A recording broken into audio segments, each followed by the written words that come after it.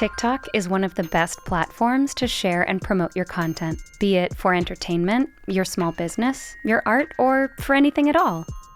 One of the best ways to engage with your audience on the platform is to go live. However, not all accounts have access to this feature. To go live, you need a TikTok account with 1,000 followers, and you must be at least 16 years old. If you have all of those, then here's how to start your live in TikTok.